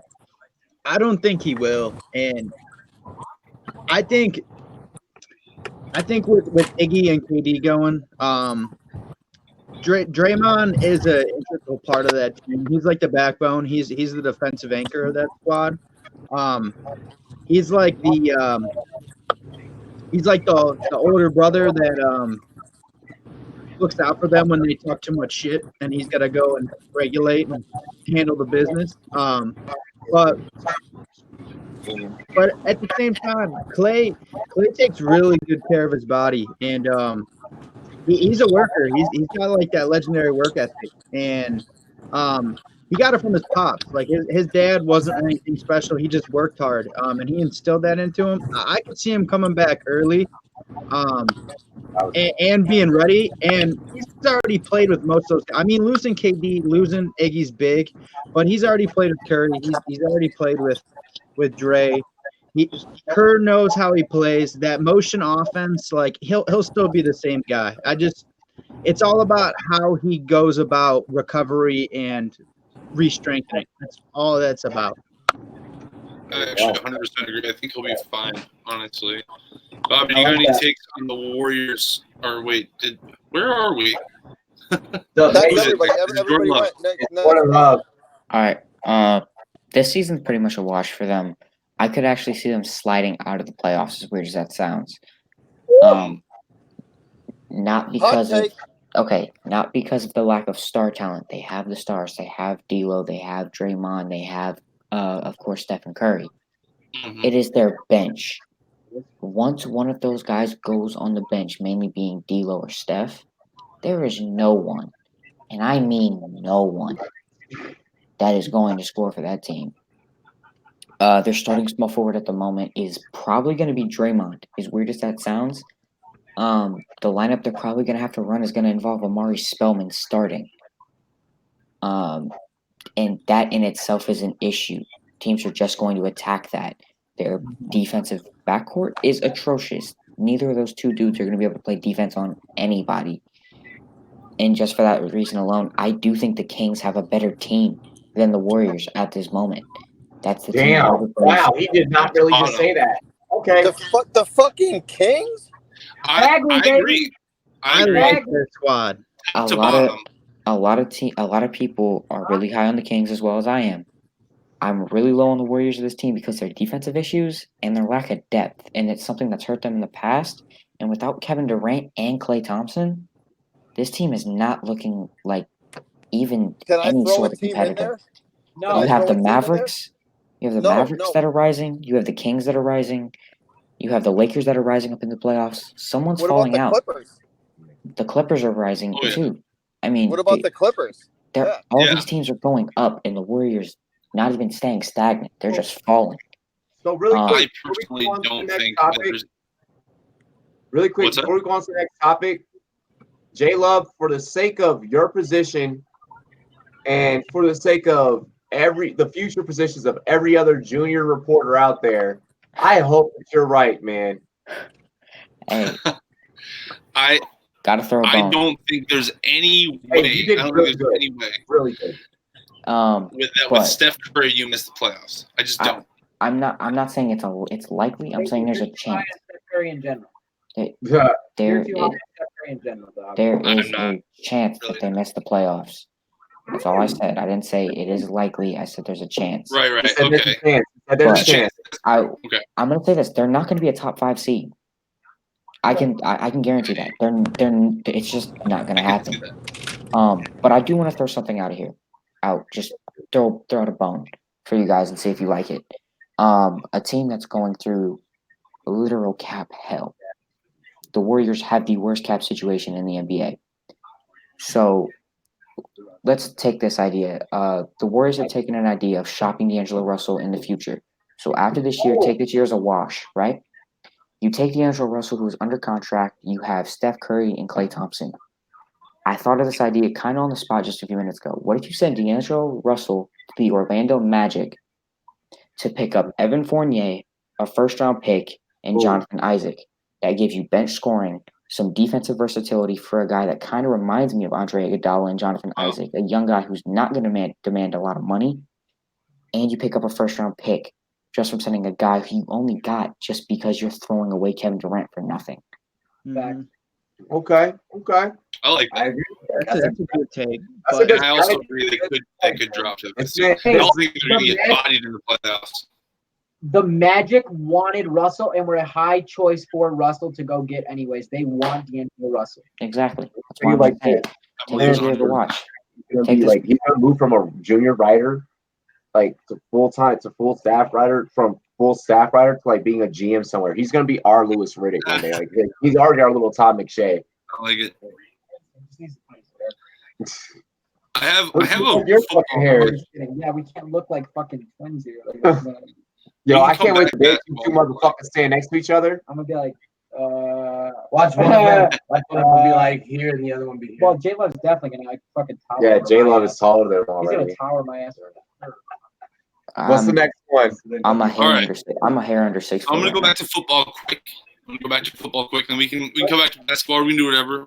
Shuffle around. I have a few questions actually, but Todd Gurley is out for next week. I wrote an article about Todd Gurley's health and the fact that it may never be what it is again at its peak. I wrote that like months ago. I think Jordan Love wrote that too. Mhm. He's out with another quad injury. What is your reaction, and what should the Rams do going forward? I think we're at Nick Howard. No, I think we're Jordan Love.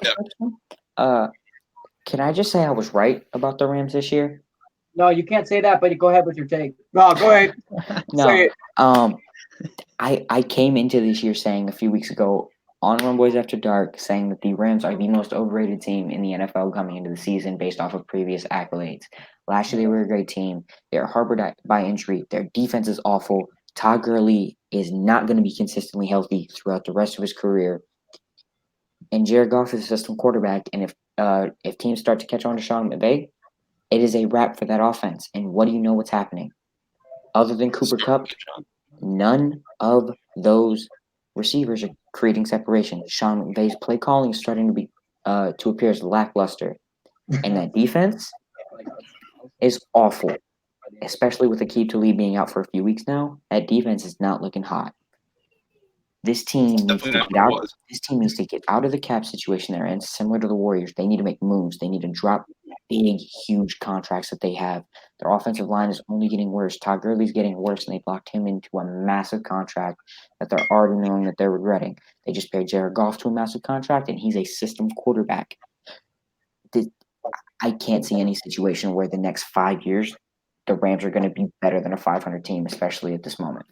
Oh, wow. Holy shit! All Less right, than you just put 500, it back. okay. I agree. Fuck the Rams. You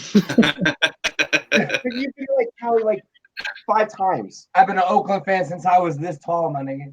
Look, I'm gonna say this. All right, McVay is their coach now.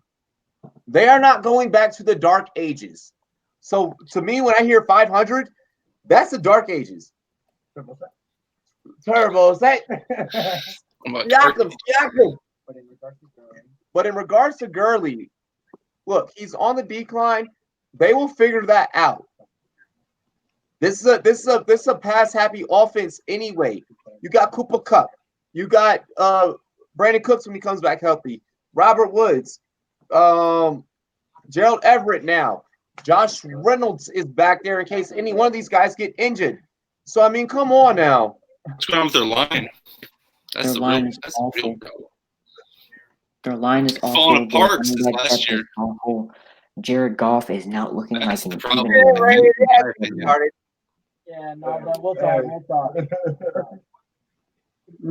Oh, Oh yeah, he hands me the ball. Getting turned up over there. This fucking dude. No. So, oh yeah, it's time. Yes, It's me. All right. Ty's the Yeah, guy. in regards to Gurley, man, all I'm gonna say with Gurley is I'm not saying it's over. I'm not saying it's the end of anything. I like the idea of McVay being that guy. But if I'm them, honestly, I go slowly moving forward. You have signed him. You are looking at him as your future back. Yes, arthritis is not something you can really come back from, but figure out how to get the dude in the game plan. Can I ask you a morally ethic question? A morally ethic question. Sure, If you're the Rams, and I know that arthritis is something that you can't control, but do you kind of say, "Fuck, that was a lot of money for some bullshit"? If you're like, okay, that's exactly what the front office is doing right now. But again, you need to look at Gurley and be like, you know what? We have a crazy good lineup at receiver. I get that it's not really what you want to do. You don't really want to go 80-20, 70-30 pass over run, but you pass the ball. You figure out how to get garbage yards on the ground without Gurley, but you be cautious with him. Figure out how to just bring him into the lineup. Is it wrong? As it is. Fantasy owners, I'm a fantasy owner of Gurley, and fuck fantasy owners. I'm going to tell you right now. Yeah, I'm asking as a GM. If I'm the front office, fantasy owners, shove it. Don't pick Gurley. Good luck if you did pick Gurley. Save the dude. Let him get his strength back. Let him get his knees back. Let him feel comfortable when he runs the ball and makes cuts. So that's it. So is this part wrong? Is this part of the thought process wrong?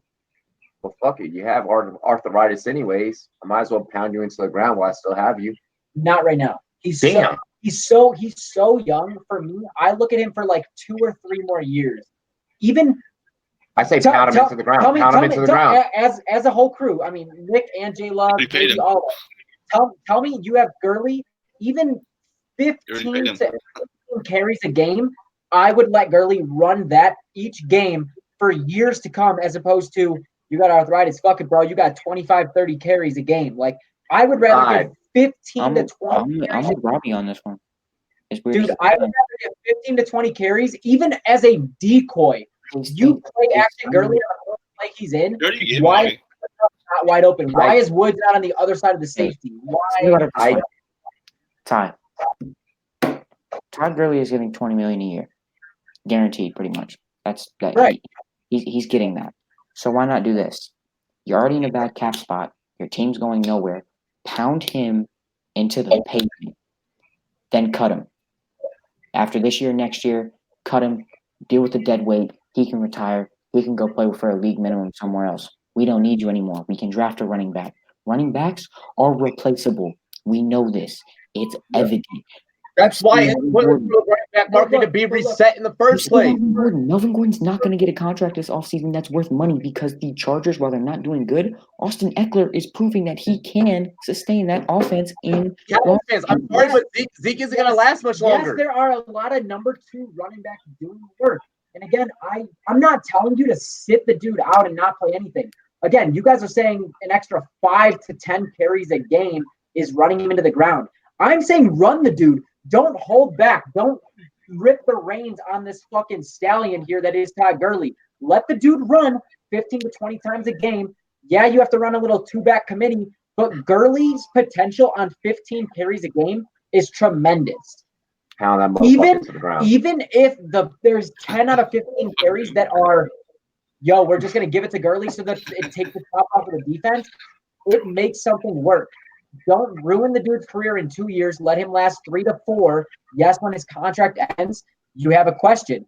Do we continue to pay Gurley? Do we sell him out? What's the deal? But while you have him, I say run him not minimally, but like I didn't say to get arthritis. don't be a number one running back. Let the dude do what he does. Fantasy can fuck himself. They pay me. That's what I'm doing. That's what I'm doing.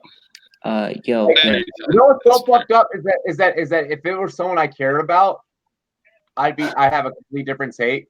But because it's like Todd Gurley, I'm just like and I'm also the same person that has the same policy of players are not property, but yet here I am like Todd Gurley's property. hey, Well, you paid him to do a job. You know. I know we're in the middle of basketball, but the Nats are up 2-0 going in the top of the 8th. Oh, we're watching the game. No hitter. We're watching. Anibal Sanchez is still in that no hitter. Yeah, we're watching.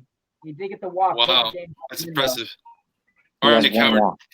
what do you think about Todd Gurley? And then I got a basketball question for you. Bro, I'm sorry, Ty. I'm with Robbie. I'm with J Love. So good at your job. I said have a great career, bro. Dude, I will say I see your point. I'm with you. I see your thinking in that. Trying to take a little bit away to add on a little bit on the back end, man. But like I really worry for the dude because arthritis is fucked up, dude, and that shit takes it out of you. It's kind of cumulative, like the pain and breakdown. It's degenerative, like it really fucks with you. And I would run him in the ground now. And I always say, and I feel like with athletes, like you gotta give everybody their money's worth, man. I would run him into the ground for that. You paid the man, you might as well play the man. And with those injuries, like continuing to accumulate more and more pain and inflammation and breakdown, it's not smart to try to like mortgage a little bit of extra time on the back end, like 2 more extra years, when he's going to still have the muscle breakdown inflammation regardless. And I worry about the man, and I hope that we don't see like a Boogie Cousins like situation go on, because I called it with that man. Having the Achilles, then it go into the knee, it go into the blown out his quad, and then it's a full on ACL tear.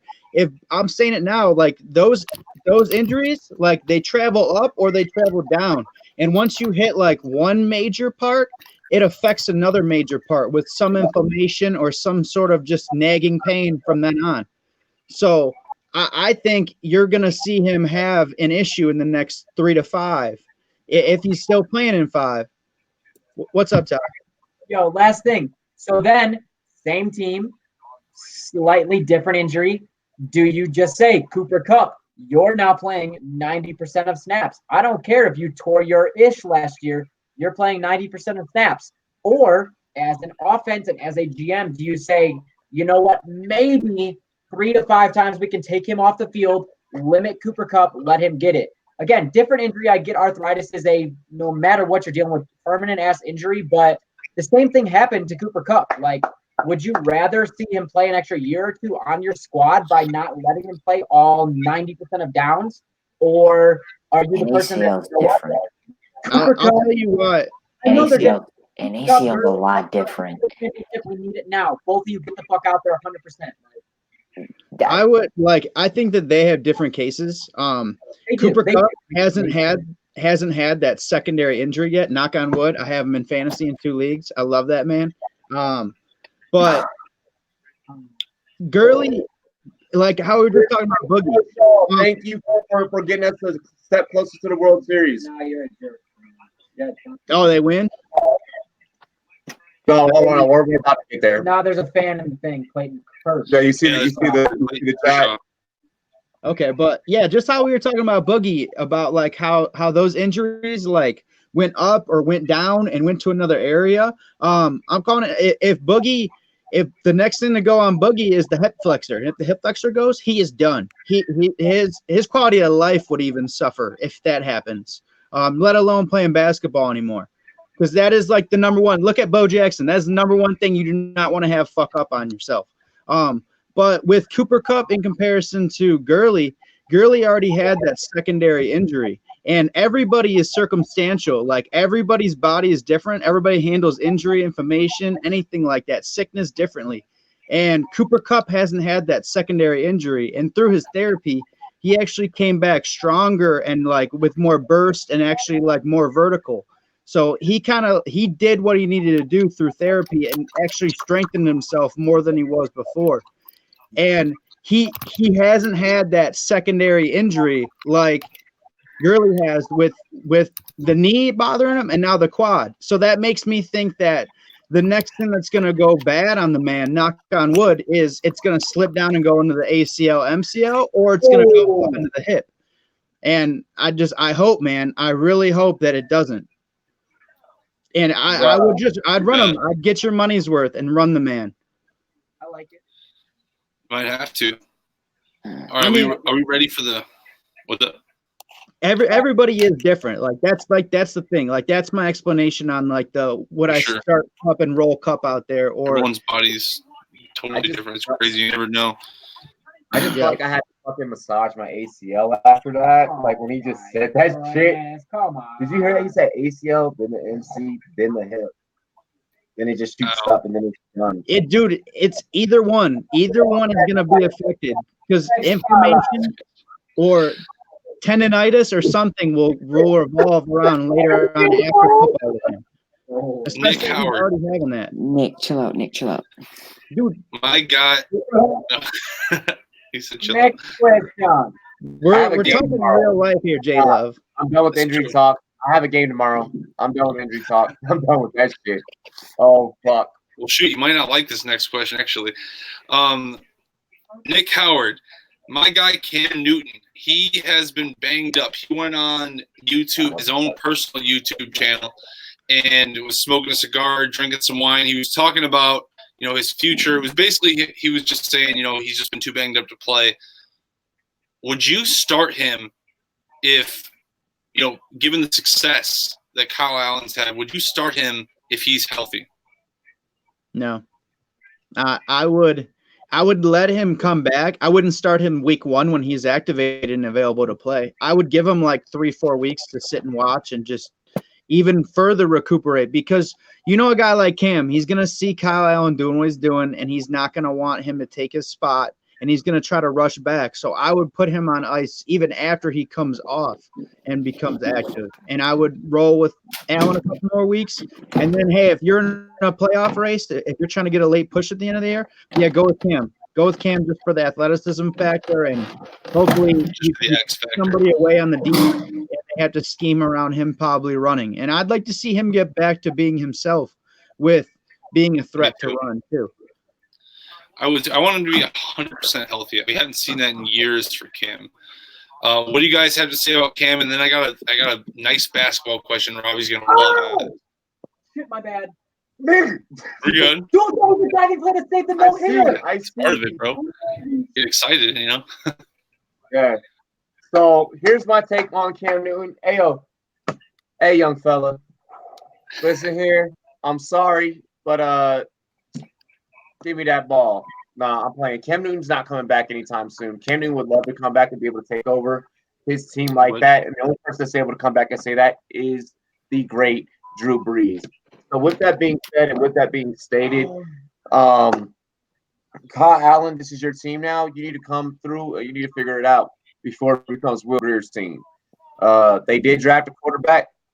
I was hoping that would have been a quarterback would have gotten an opportunity, but Kyle Allen showed flashes last year and as well as now this year that he can come in, take over the job. He understands the offense. He understands the schemes.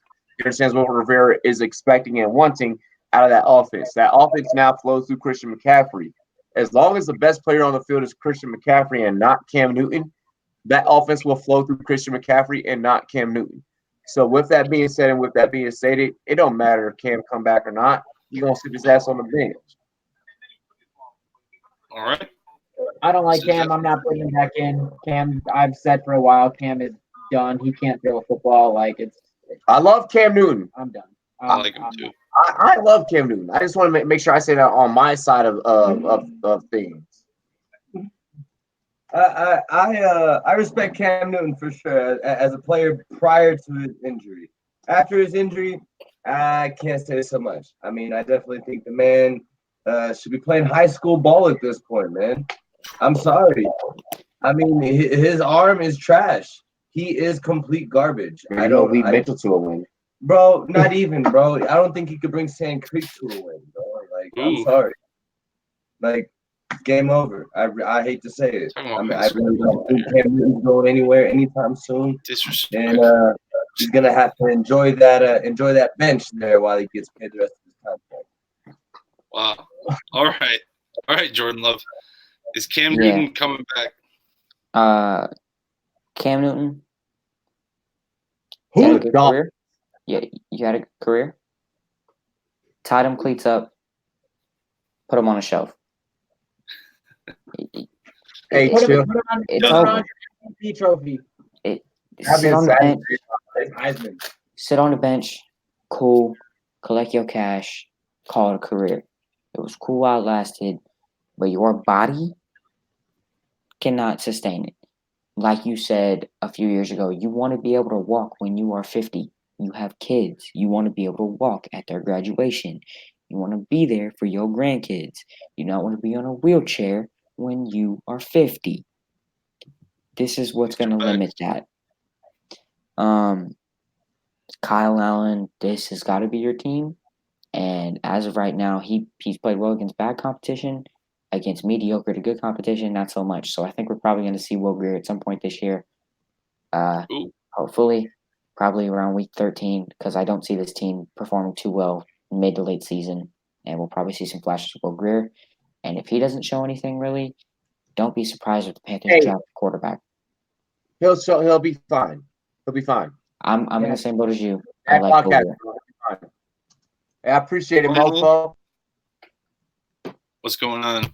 All right. Appreciate you guys coming in. What's up, Crazy Mofo, Phil Lindsay? All right. Final question. Okay. What's up? Final one. Ready for it? Yep. All right. So I've been watching the Lakers and the Mavericks in the preseason, and I know it's a basketball question. And the one thing I noticed from both sides, I'll get into both of them, but the one thing I noticed was matchup problems were ridiculous for both sides. What are you seeing from both of these teams? I just find them both so interesting. You got the ball handler and you got the power forward, AD and LeBron, Luka and Kristaps. What's going on with these two teams? Which one makes the playoffs and why? So I match them together. All right. I think I'll start this one, right? Yeah, and also the Lakers have done a phenomenal job in this preseason getting those shooters the ball. Just want to say that. Hey, you said the no-hitter ended? Yeah. He had a good run. Now it's bottom 8. He went through 7 2/3. Wow. Yeah. Well, he's gonna get pulled. They're gonna put in that closer. He got pulled immediately. Yeah. Okay. So. Wow. Damn it. I hate to pull one out of Bobby's book, but both of these teams took a page out of the Boston Celtics page or playbook, whatever you want to call it. They're playing positionless basketball. 1 through 5, handles the ball, makes plays, can shoot. It's really what the Celtics want to be in both of these teams. You see, as for the matchup problems, it's LeBron and AD. What did you expect? Mm-hmm. It's just going to provide for the shooters around him. As for the Mavericks, Luka Doncic is just growing on an amazing rookie season, and we're seeing the unicorn come back in full force. It's the muscle. He put on some muscle. Yeah, it's pretty evident. The Lakers are going to make the playoffs. I would say the Mavericks push for it. I would probably say they're the team on the bubble. Them and the Spurs are probably both going to be on that bubble spot looking in, and they're going to have matchup problems. But I do think the Kings make the playoffs this year. I see way too much consistency out of De'Aaron Fox and Buddy Hield for them not to make the playoffs. I kind of agree with that. So, All right. Rumboyz OG, and then we'll finish up with Nick Howard for the final take of the night. So I'm gonna make mine quick, fast, in a hurry because we only got a couple minutes left, anyways, in the show. What I am gonna say is that this is a league where a lot of duos have now developed, and no matter how you split it, I don't care what the team is, whether it is the Mavericks or the Lakers, you're gonna witness mismatches no matter what you're watching. If you are a fan of film over stats, this is the season for you. This is the season for you to really sit back and really pick apart games and have a whole fuck ton of fun with it, because you're going to see a lot of different mismatches. You're going to see a lot of really great matchups. But I mean, for the most part, how you said, a lot of things that you said, JD, that you saw in these games for these two teams were mismatches. I just think that that's going to be a constant trend. True. And I feel like that's one of the great things that we could. Huh? Oh, I was just gonna say, like the AD and the Kristaps, it was beautiful basketball. Yeah, I feel like this is a phase in an era in basketball that we should just accept and we should appreciate. Mm-hmm. It's gonna be a great year. For me, the Lakers are not a surprise. You should expect to have to deal with the scariness that is AD and LeBron. It is what it is. The Mavericks are going to be my team. I totally agree. I think they're going to be awesome to watch. Playoff bubble, like J Love just said, and I really hope they make the playoffs because I really would like to root for these two.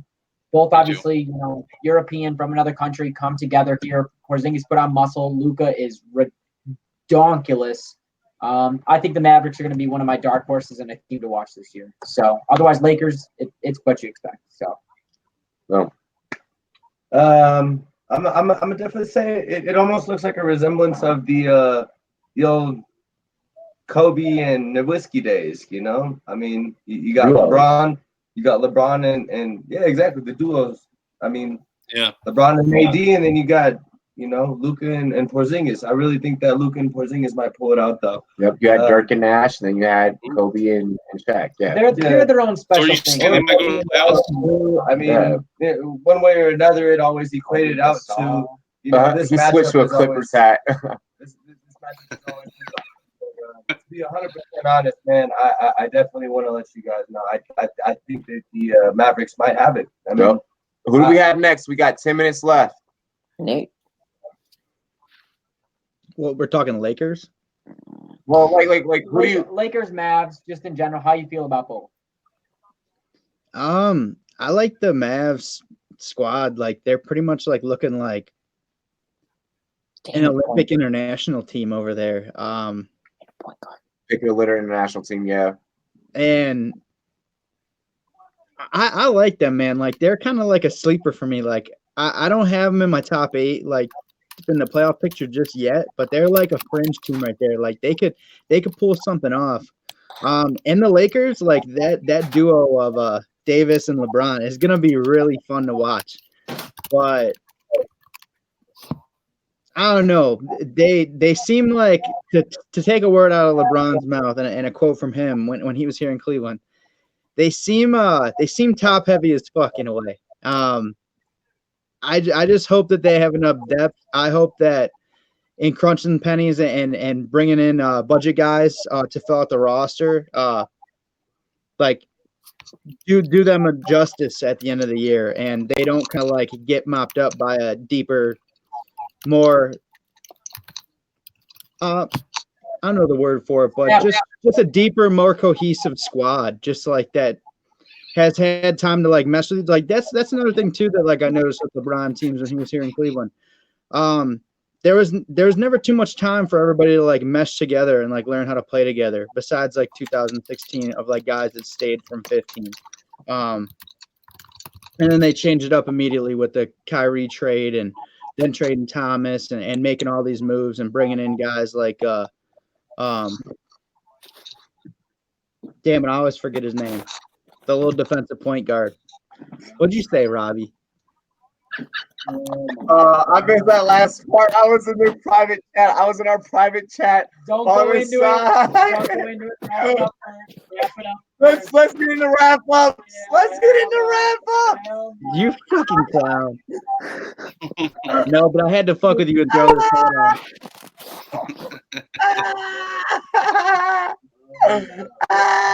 You get special gifts. Hats off to 1 years of Rumboyz. That's off. Alrighty, hey, ladies and gentlemen, that's been an amazing night of takes. No, what I think, like I said, I'm sticking with my take. It's the duos. The duos are gonna do the fucking duo thing. What the fuck? I apologize for laughing out loud, but that was, y'all don't even know about that. Yeah. But let's go and get in a wrap up because we have final minutes left, so we can wrap up this show for our listeners on Apple, Google, Spotify. I'm not gonna say the rest because I waste a lot of airtime. J-Love, what's coming down the pipeline? Go. Head up rumboyz.com. Trying to look out for some articles. NBA season coming up. NBA draft season is just starting to hit up. We're heading towards the middle of college football season, so we're starting to see where that's shaping up, and that's it for me. Love it. Awesome. And where can they find you? He said pretty shit. Rumboyz J-Love on Twitter. Where can they find you? Hurry up, go. At Rumboyz J-Love on Twitter, and then hit me up at rumboyz.com for the articles. At Rumboyz J-Love on Twitter and rumboyz.com for all the articles. JD, what you got coming down the pipeline next? Just going to finish editing these clips, making them look all nice, and also just a couple of basketball articles, some more State of the Bears football articles, and that's about it. You can find me on Twitter. There we go. Nick Howard. Heck yeah, man. I'm dropping later this week. Man Cave Reveal, all my memorabilia and stuff. I'm also thinking about doing some uploads on takes with the Browns and just takes around the league in general. I'll be on Tuesday with Robbie for the waiver wire stream.